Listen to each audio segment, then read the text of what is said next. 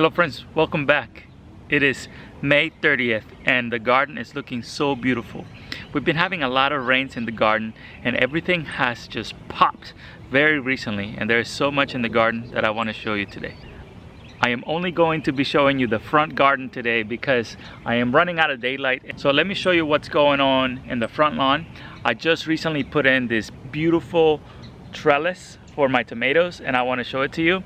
I learned about this method from watching a lot of growers that do it for selling at farmers markets, and what they do is they put a string and they use tomato clippers to hold the tomatoes down, and they do a single stem on the tomatoes. And I think by doing this it's going to allow a lot of airflow for the tomatoes and hopefully get a bigger crop, or at least a bigger tomato. Perhaps you won't get a ton of quantity because you're removing a lot of the suckers, but you'll be able to get a lot of big tomatoes from this. So in order to set up this trellis, I got some bamboo. I have it laying around my house. I have a T-post right here and I have a T-post over there. This raised bed is 13 foot long and I have a whole piece going across, and then I put just another bamboo here to hold it down. So over here I've planted my tomatoes. I have 13 feet right here and I've planted one every foot. So I have 13 plants going this way and I have a second row and there's another 13 over there. So I have been removing all the stems here. You can see I cut one here and I cut one in between here.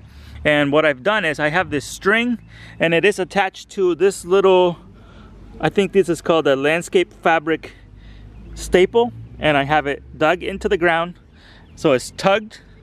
This tomato clip has this little part right here, and when you press it down it locks into the place. So you press it down, it locks into the string, and then you put the plant right in here.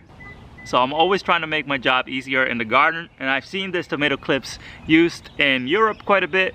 A lot of the European people use it.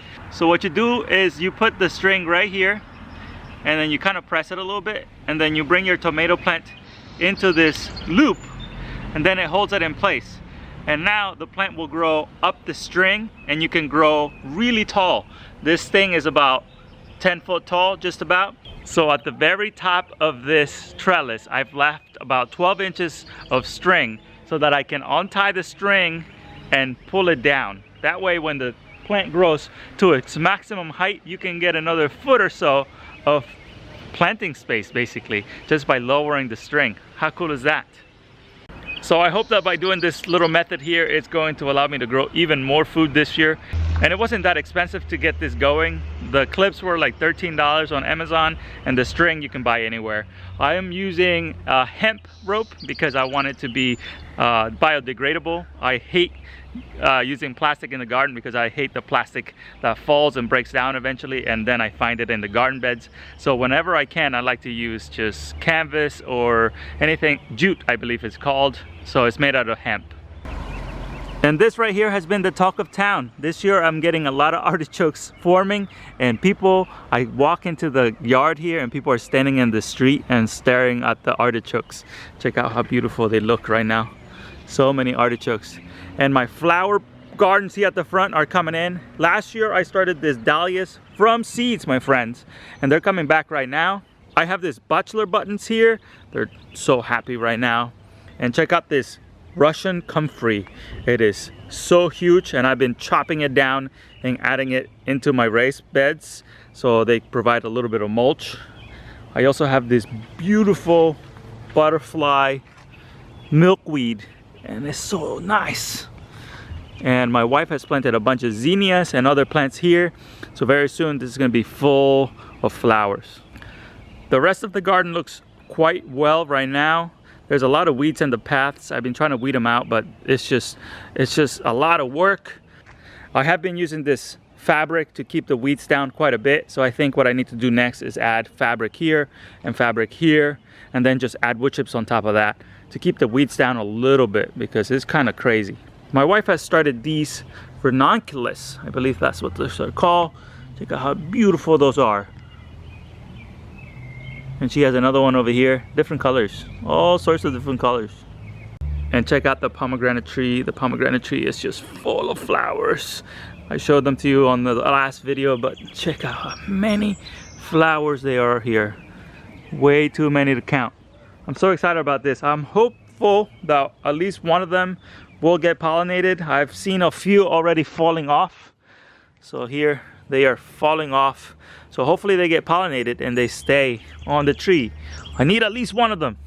The banana tree decided to finally poke out. So it's definitely alive. I lost two of them. I had one over here and one over there that died, but this one has survived, and I have another one over there that survived. Right now they're doing very well and I'm very excited. I also planted this cassava over here, and I planted some sesame seeds in here. So those sesame seeds are gonna be like a flavoring for all my food. Right over here I have planted peppers, and I have some that I'm growing right now that are gonna grow on this side. The eggplant is doing well right now. And check out the growth on the banana since I last showed you. And the ginger is pushing out a lot of growth right now. So that's pretty cool to see. So that's all I have for you on this video. If you enjoyed it, please give it a thumbs up and make sure you come back to see all of the other crazy plants that I have growing in the garden. I have a ton of plants that are exotic and quite rare for Zone 7. And you'll be delighted to see the things that I'm growing, like rice, cassava, taro, sugarcane, and even ube, purple yam. So see you on the next one, and stay tuned for more updates.